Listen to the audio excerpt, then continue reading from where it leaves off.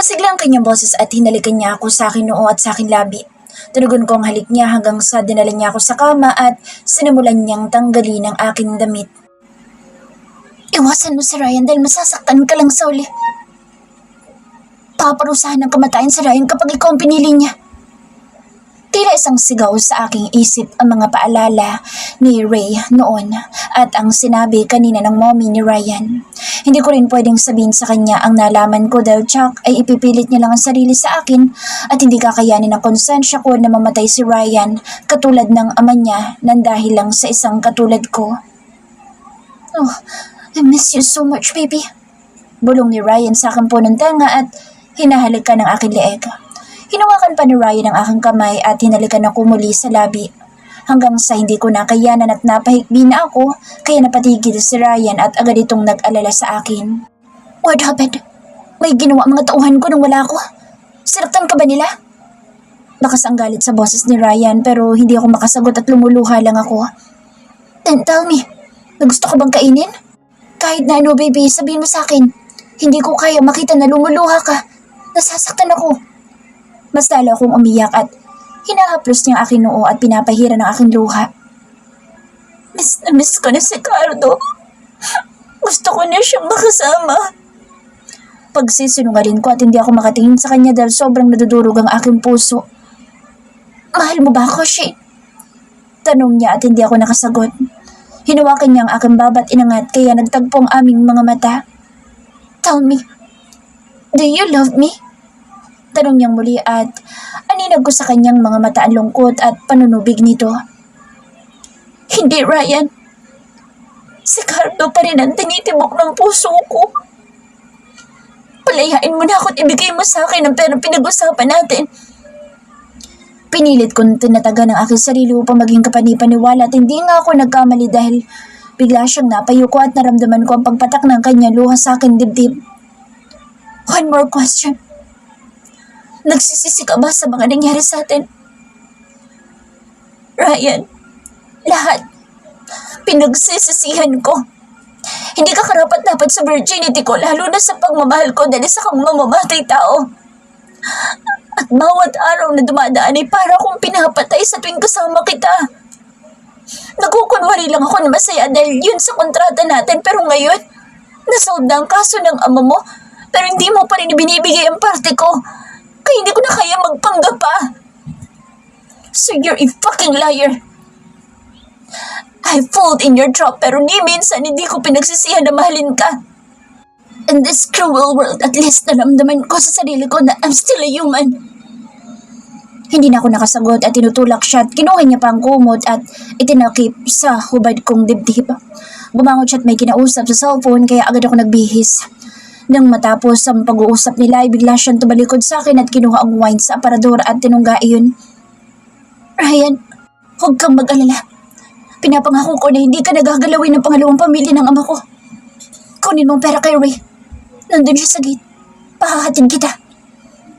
Hindi ako nakasagot at kinuyom kong aking kamao dahil pinipigilan kong aking sarili. Gusto kong tumakbo patungo sa kanya at yakapin siya sa likod. Sabihin ang totoo kong nararamdaman at sobrang sakit dahil hindi ko yun pwedeng gawin. Tumalikod na ako at naglakad at bago pa ako lumabas ng pinto ay nagsalita siya. Siguro nga, hanggang dito na lang tayo, baby. Salamat sa lahat ng alaala. Tuluyan na akong lumabas dahil sobrang durog na durog ang aking puso at hindi ko na kayang makita pang nasasaktan kaming pareho ni Ryan. Maging sa loob ng sakyan ay iyak ako ng iyak at ganoon lang ako sa loob ng 3 oras. Hanggang sa huminto ang sakyan at pinailaw ni Ray ang loob ng sakyan. Ito yung pera machine. Saad ni Ray at binuksan pa niya ang attache case at tumambad sa akin ang lilibuhing pera. Pinaalalahanan na kita dati pero hindi ka nakinig. Panunumbat sa akin ni Ray at wala akong lakas upang makipagsagutan sa kanya. Inabot ko iyon at bago pa ako lumabas ng kotse, nagsalita pa si Ray. Sariling pera yan ni Ryan. Tinatapatan niya ang halaga ng pinamana sa iyo ng ama niya para hindi ka gambalain ng pangalawang pamilya ni John. May susi sa ilalim ng pera para sa bahay at kotse. Naisip parating ni Ryan sa iyo na maging masaya ka sana kay Cardo. At gamitin niyo lahat ng iyan upang magbago at magpatuloy sa buhay. Napaupo ako sa kalye matapos kong marinig ang boss ni Ryan sa cellphone ni Ray at mabilis na pinarurot ni Ray ang sakyan. Humagulol ako ng iyak nang pakiramdam ko'y tinabunan ako ng langit at lupa. Please, take care of yourself. I'll always love you, Shane. Halos mabibigat ang aking hakbang habang nilalandas ko ang makipot na daan papasok sa dati kong tinitirhan. Pasan ko ang sako kung saan doon ko nilagay sa ilalim mga touchy case at hindi ko maiwasan na pagmasdan ng paligid. Wala pa rin pinagbago ang lugar namin. Marami pa rin mga bata sa lansangan, mga nagsusugal at nag-iinuman. Muli ay napapaluha ako. Kung hindi ko lang talaga kailangan si Cardo, hindi na ako babalik sa lugar na ito. Hoy! Si Shane! Nandito si Shane! Sigaw ng isang bata na nakakilala sa akin. Cardo! Cardo, nandito si Shane! Bumalik na si Shane! Nagkagulo ang mga tao nang marami nang nakakilala sa akin at ang ibang bata ay sinalubong ako at nangunyabit sa damit ko. Awang-awa ako sa kahirapan ng mga tao dito sa squatter. Shane! Napahinto ako na lumabas si Cardo sa aming barong-barong at sumilay ang malapad niyang ngiti. Marami nagbago sa itsura ni Cardo, katulad na lang ng mga tattoo at mga earrings sa ilong, tenga at maging sa dila nito. Gusto ko siyang tanungin kung bakit siya nandito dahil ang alam ko ay kinuha itong tauhan ng mga kalaban ni Ryan. Pero mas okay na rin iyon para hindi ko na siya kailangang hanapin pa. Binuksan niya ng malaki ang pintuan at hindi lang ako kumibo nang makapasok ako. Agad din niya itong sinara at mabilis na hinablot ang sako sa akin pero mahigpit ko itong hinawakan. Hindi mo tumahuko hanggat hindi mo sinasabi sa akin ang tunay kong pagkatao, Cardo. Mariin kunturan at bigla siyang nagulat sa sinabi ko at bigla ding mamisi. Sinabi ko na sa'yo, di ba? Na napulot lang kita sa labas ng simbahan. At eksaktong nakita tayo ng madre kaya dinala tayo sa ampunan. Ngayon, klaro na sa akin na may inililihim ka sa akin, Cardo. Tinanong kita noong 14 anyos ako at hindi tugma ang sinabi mo noon sa akin sa sinabi mo ngayon. Hindi kita bibigyan ng pera kung hindi mo sasabihin ang totoo. Langya naman. Sa tingin mo mahalaga pa yun? Kaysa sa magandang buhay na naghihintay sa atin? Dati wala ka namang pakaalam ah. Bakit ngayon inuungkat mo na naman yan? Sinipa ni Cardo ang lata na lagayan ng bigas at tumilapo nito sa paa ko kaya sinipa ko rin itong pabalik sa kanya. Tumabingi ang mukha ko nang mabilis siyang nakalapit sa akin at sinampal ako at hindi ako nakailag. Sasamparin ko din sana siya nang tinutukan niya ako ng baril kaya napaatras ako. Ganyan bang tinuro sa'yo ng demonyong lalaki yan? Bakit hindi kanya pinatay? Dahil hindi siya kasing sama mo. Hindi siya mamamatay tao. Sumbat ko pero ngumisi lamang siya at biglang tumawa. Talaga ba? Panunukso pa niya at mas lalo pang tumawa. Paano ko sabihin ko sa'yo na ang Ryan Chu na yun ang... Cardo, paparating si boss.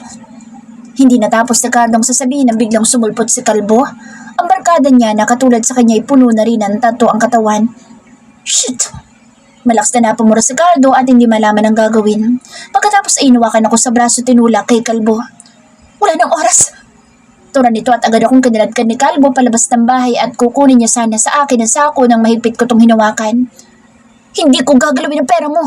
Kailangan natin makaalis agad sa lalong madaling panahon.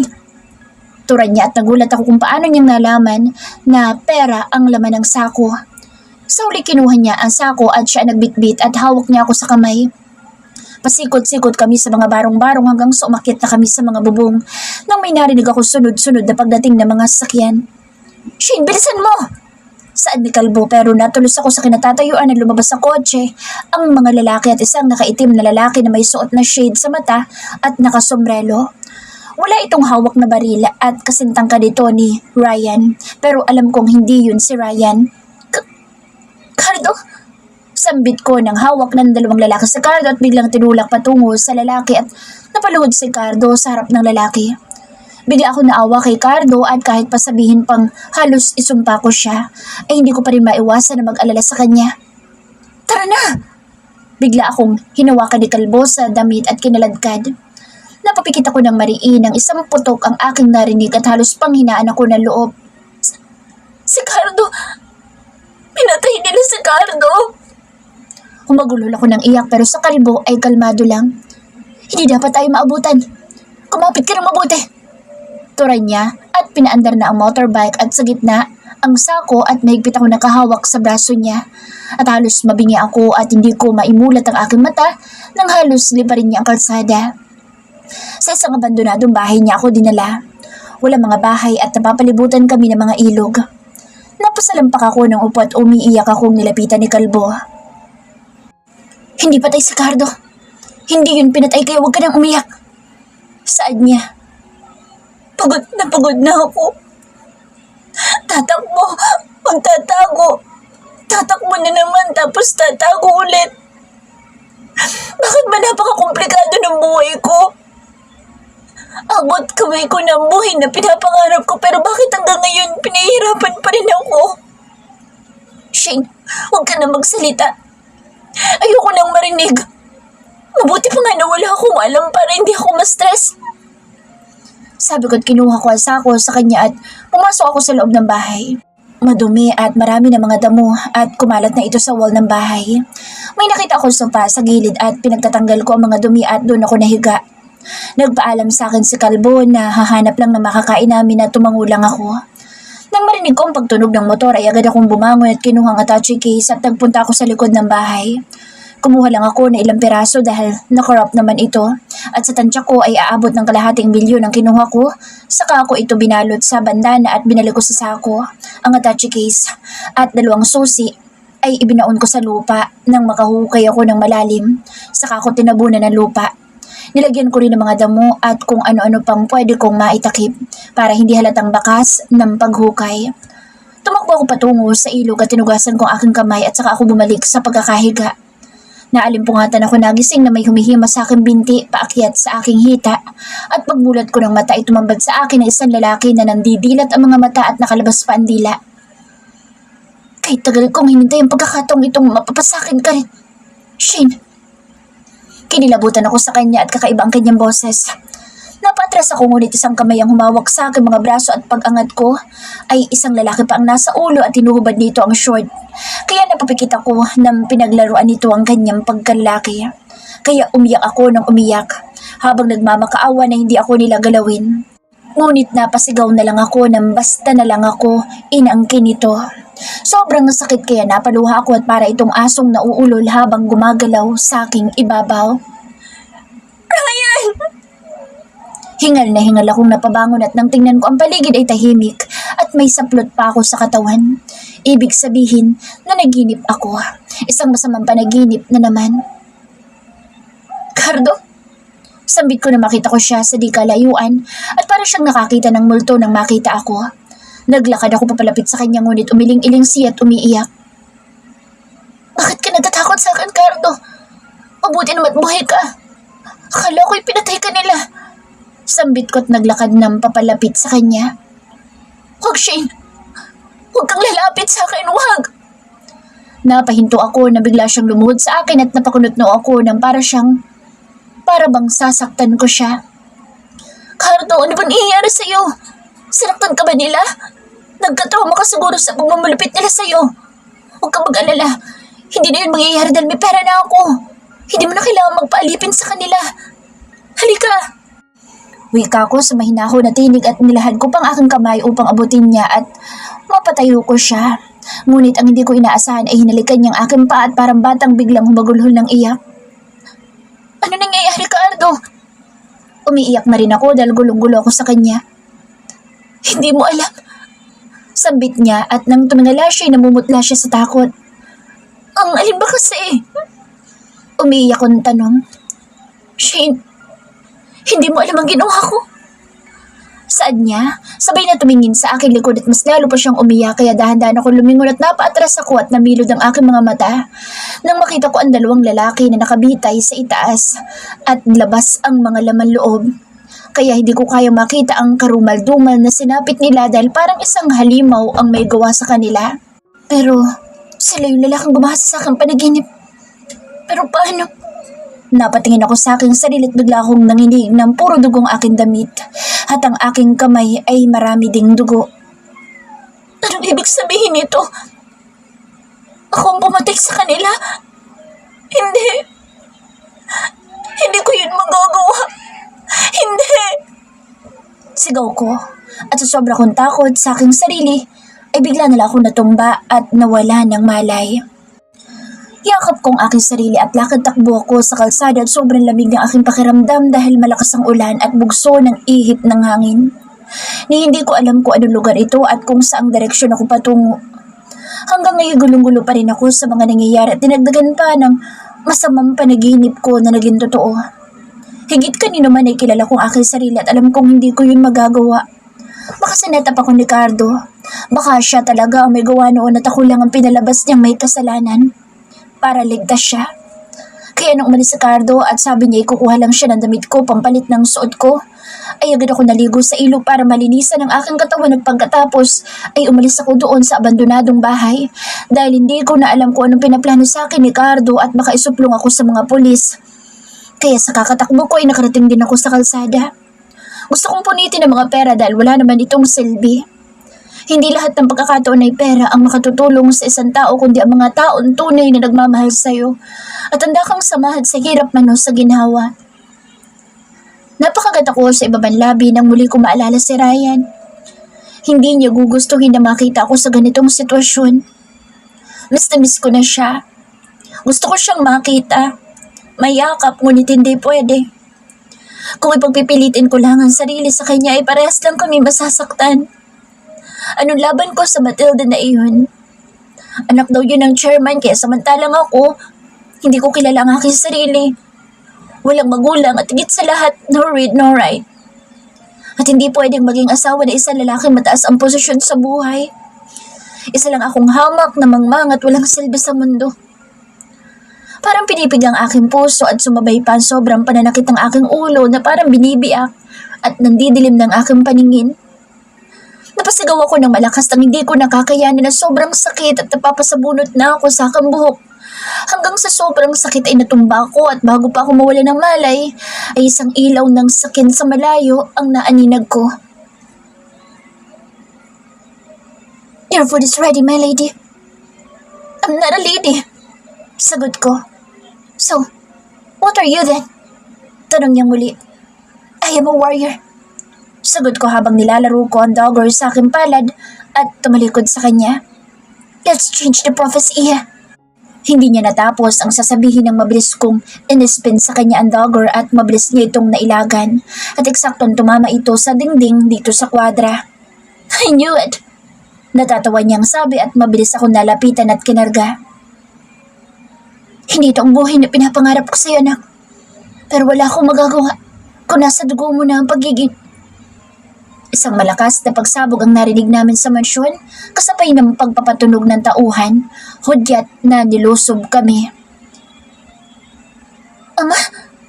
Lumandas ang aking mga luha nang makita ang napakalungkot na itsura ni Ama. Pagkatapos ay niyakap niya ako ng mahigpit at isinuot sa akin ng isang kwintas. Ito ang magiging palatandaan kung sino ka at saan ka nagmula, anak. Ang kwintas na ito magpapatunay na ikaw ang itinadhana na maging reyna ng ating lahi. Ano pong ibig niyo sabihin, Ama? Ano pong itinakda? Naguguluhan kong tanong. Ayon sa propesiya, isang pag-ibig at isang digmaan na mangyayari sa hinaharap. At isa lang ang pwedeng mabuhay sa inyo, ngunit lock the gate! Lock the gate! Kailangan mo na tumakas, anak. Ikaw ang pakay nila dahil kailangan kang patayin pero bilang isang ama mo, hindi ko papayagan na mangyari iyon. Tumakas ka na! Tura ni Ama at mabilis akong pinasakay sa kabayo. Pero Ama, Ron, Princess! Ron!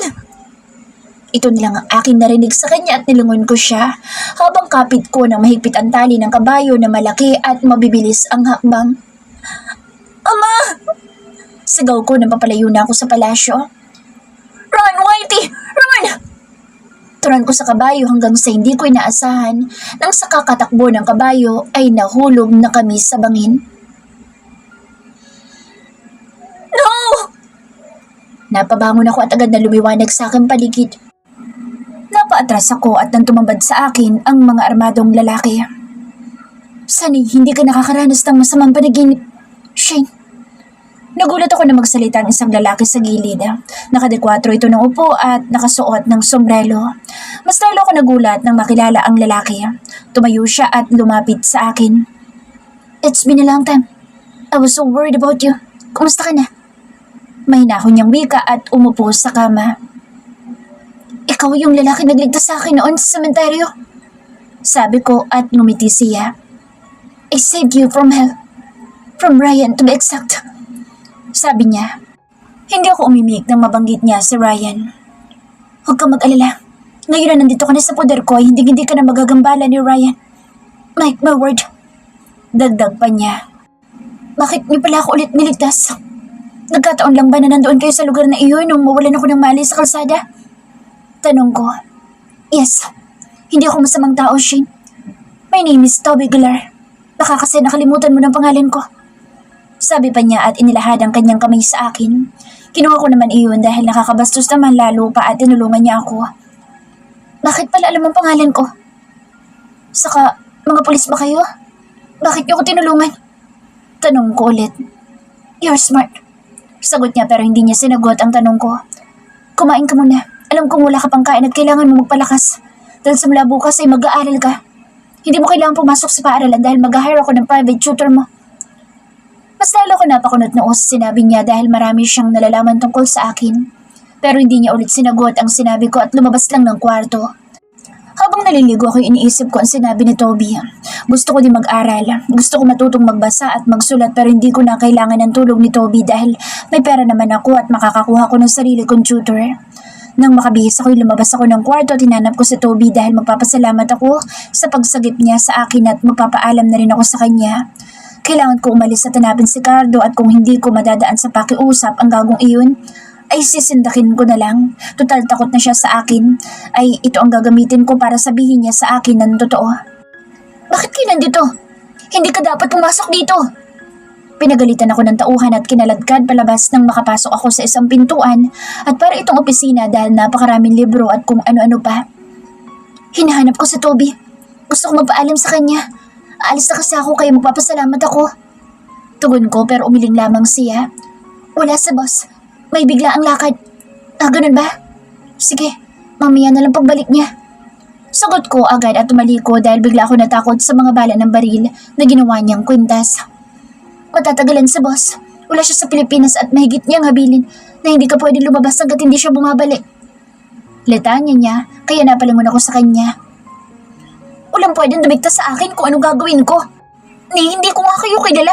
Basta, aalis ako sa ayaw at sa gusto niyo. Langyaan niyo. Sinigawan ko siya pero hindi siya natinag at kunot noo lang sa akin. Mabilis akong tumakbo pababa at hindi naman ako pinansin ng mga tauhan na nagkalad sa loob at labas ng bahay. Pero nang makarating ako sa gate ay nalumo ako na sobrang taas nito at ang padlock ay password pa ng palad. Sinubukan kong idikit ang palad ko pero pula lamang ang lumalabas at may sinasabi pero hindi ko mabasa. Anong klaseng bahay ito at bakit parang napaka-importante kong tao at naglaan sila ng oras sa akin? Dati hindi naman ganito ang tingin sa akin ng mga tao. Bumalik ako sa kwarto ko matapos akong kumain dahil bantay sarado ako. Binuksan ko ang salamin na bintana at agad ako napasinghap nang sumalubong sa akin ang malakas na hangin. Maganda ang iba't ibang ilaw na matatanaw sa malayo. Matatayog ang mga building kaya sobrang nakakaaliw tingnan. Pagtingin ko sa ibaba ay napakapit ako ng mahigpit sa salamin nang sobrang taas pala ng kinaroroonan ko. Hindi ko alam kung ilang palapag ako nandoon dahil parang langgam ang mga bantay sa palibot ng pader. Bumalik na ako sa kama at nahiga at naalala ko na naman ang panaginip kong iyon. Ang buong akala ko nga ay mamamatay na ako sa bangin pero bakit kaya napapanaginipan ko ang mga ganoong bagay? Bakit palaging masamang panaginip? Simula nang mapatunayan kong mahal na mahal ko na si Ryan ay nagkakaroon ako ng masasamang panaginip. Bigla ako napahawak sa akin leeg nang maalala ang kwintas na isinuot ng matandang lalaki. Pero napailing lang ako dahil wala naman akong kwintas. Humiga na ako at pinikit ang aking mata dahil para lang akong tanga na isipin na ako yung bata sa aking panaginip. At napaka-imposibleng mangyari iyon. Napapikit ako ng mariin nang may humahaplos sa aking binti hanggang sa may dumagan sa akin at hinahaplos ang aking muka. Umatak ang aking luha dahil hinahanap-hanap ko ang init ng kanyang balat. Baby, napamulat na ako ng mata at hindi ko malaman kung maiiyak ako o sisigaw sa sobra kong tuwa ngunit baka panaginip na naman at pagising ko'y wala na siya sa tabi ko. Kamusta ka na, Shane? I am sorry. Hindi ko na kaya at tuluyan na ako mababalo kung hindi kita makita. Wika niya. Panaginip lang ito. Nananaginip na naman ako, Ryan. Hikbi kung saan. No, hindi ka nananaginip. Totoo ito. Totoo ako. Nandito ako, baby. Namiss na kita. Bulong niya at mabilis akong siniil ng halik at ipinulupot ko ang aking kamay sa kanyang leeg at tinugon ang kanyang halik. Sabik na sabik kaming dalawa kaya nang hinubad niyang aking damit ay sinunod ko rin ang kanyang damit at agad niya akong hinalikan sa leeg pababa sa aking katawan. I love you, Ryan. Sambit ko at sumilay ang matamis niyang ngiti at tinaplos ang aking buhok. I love you too, Shane. I love you so much. Bulong niya at mangiyak-ngiyak siyang hinalikan ng aking noo at muli akong siniil ng halik. Muli namin pinagsaluhan ang isang mainit na tagpo. Nang matapos ay inilabas niyang lahat sa akin. Sumiksik siya sa akin leeg nang matapos kami at ilang sandali kami sa ganoong posisyon hanggang sa bumangon siya at binihisan ako. Tumabi siya sa akin at niyakap ko siya at ipinatong ko ang aking hita sa tiyan niya. Unan ko ang kanyang braso habang yakap niya ako at ang kamay niya'y nakahawak sa aking katawan. Ryan, sorry. Alam ko nasaktan kita nung umalis ako. Iniisip ko lang kasi ang kapakanan mo. Panimula ko. Hinalikan niya ako sa ulo at sinuklay ng daliri niya ang aking buhok. Naiintindihan kita, Shane. At kahit sobrang sakit ay wala akong magagawa kung pipiliin mo si Cardo kesa sa akin. Ano laban ko? Matagal kayo nagsama. Tapos tayo isang buwan lang. Hindi pa magandang simula natin. Pero ngayon na inamin mo sa akin na mahal mo rin ako, ay hindi na kita pakakawalan pa. Ipaglalaban kita, Shane. Kukunin kita kay Geller. Hahanap lang ako ng paraan para maitakas kita dito. Napatingin ako sa kanya. Sino ba si Toby, Ryan, at bakit parang napaka-importante kong tao at pinag-aagawan nila ako? Tanong ko agad. Hindi ko rin alam. Kahit anong check ko sa background mo, walang nakakaalam kung sino ka. Ang sabi sa private investigator ko ay residente ka ng Batangas.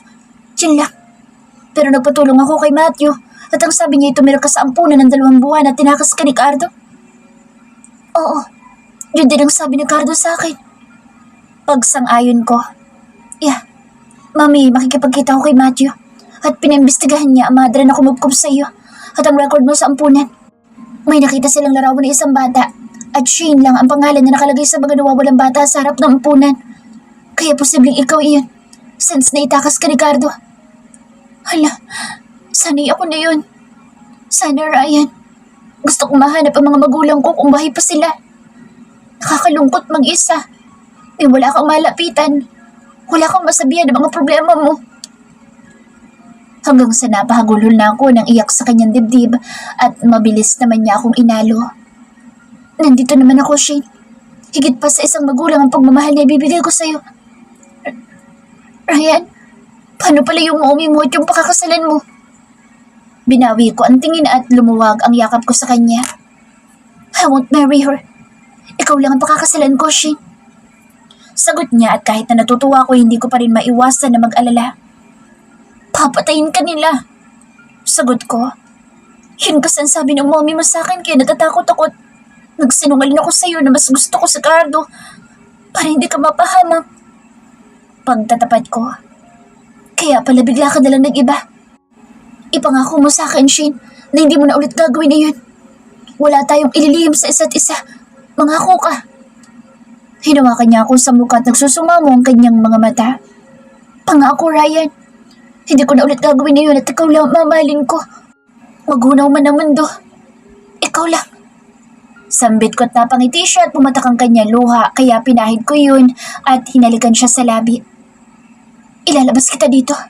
Itatakas kita at magsasama tayo at bubuo ng pamilya. I love you so much, Shane. Oh, Ryan. I love you too so much. More. Tugon ko at muli niya akong hinalikan at buong puso kong tinugon iyon at muli kaming magkalingkis at sobrang lakas ng tibok ng puso ko. Sobrang sarap sa pakiramdam na ang taong mahal mo ay mahal ka rin na mas lalo nagbibigay kulay sa mundong aming nilalakbay. Napabalik ko sa kunang bangon ng tumunog ang sobrang ingay na masakit sa tenga. Pagbangon ko'y tumamba ng isang babae na hawak ang orasan at ito palang tumutunog. Tanghali na, tulog ka pa rin? Italak niya sa akin pero hindi ko siya sinagot. Sumunod ka sa akin! Turon niya. Pinagmasdan ko ang paligid, maging ang aking sarili pero walang bakas ng pagniniig namin ni Ryan. Gusto ko sabunutan ang aking sarili dahil yun ang panaginip na hinihiling ko na sana'y totoo. Na nandito siya kagabi pero parang imposible naman dahil maayos ang higaan ko. Inis ako na patayo ngunit napadaing ako nang sumakit ang aking pagkababae at mabilis kong sinipat ang aking ponte at napamahang ako ng baliktad ang pagkakasuot at biglang nahulog ang una na tumambad sa akin na isang tangkay ng bulaklak na pula.